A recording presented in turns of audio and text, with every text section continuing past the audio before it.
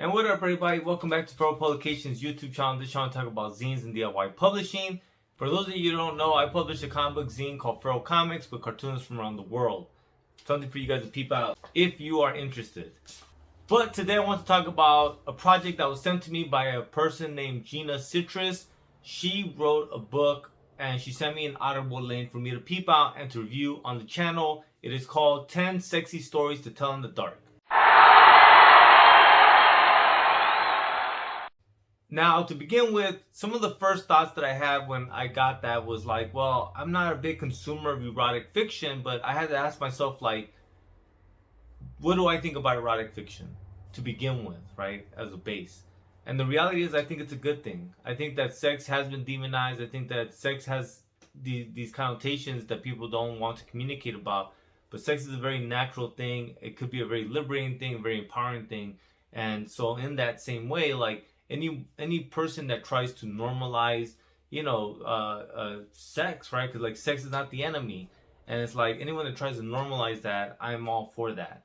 But there's a flip side to that erotic fiction thing, where it's like some of it's very male oriented, very male dominated.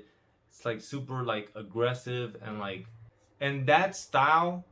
I don't doubt it to be true. I think there are people that genuinely communicate like that on an intimate level, but that's just not the kind of shit that I'm into. And so I was worried that this erotic fiction would kind of lean that way, but I am happy to say that no. Like, a lot of the shit that I liked about this project that Jenna sent me is that, one, it's a very human approach to these intimate interactions. She doesn't try to hypersexualize anything. It's not leaning one way or another, and dare I say, it might even lean more towards the favor of the female. But I enjoyed that. I enjoyed the fact that it's written like they're human people having a human interaction, which is what sex is. It's a very human thing, and her human voice and depiction of it as such was very refreshing. Like, I enjoyed that. Another thing that I liked a lot was the fact that it wasn't just this normal coupling intercourse, right? And so it was like different types of intimate situations, and once again going back to that point of like not hypersexualizing it so that it didn't seem weird or kinky, but rather that these group of people or these different partners were just having this interaction, and it felt very human and sane. It felt kind of like I would assume like swingers might feel, but like swingers in themselves are like in media like hella sexualized, and I don't know legitimately if that's how swingers are or aren't, but for the longest time I assumed they weren't. I assumed it's more something like what Gina was saying. It felt very real to me, and I think that you get more fun from a story that you feel is real than you do from something you absolutely know there's no way in hell that this is gonna happen, right? Like, even in science fiction, the best science fiction is science fiction that really taps into something that's currently going on in the human psyche, and they build off of that. Horror as well, right? Where like it becomes less about the demon and more about the emotions that the human are going through.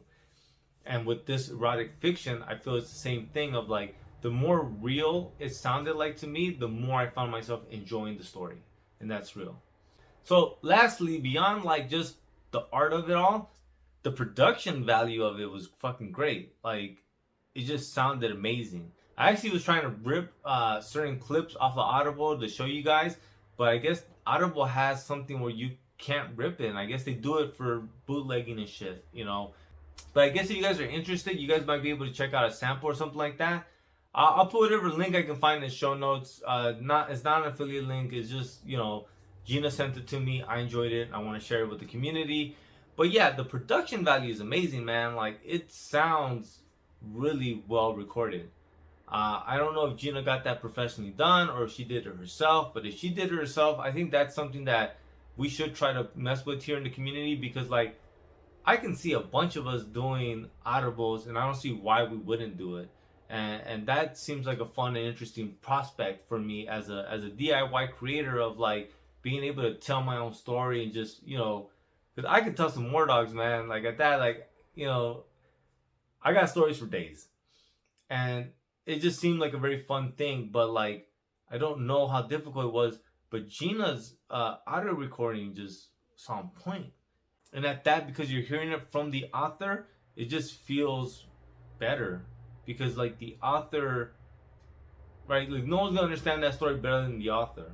So the pauses and when she moves her voice, you know that's exactly what she was intending when she wrote it. And so it was just great. It was a good experience.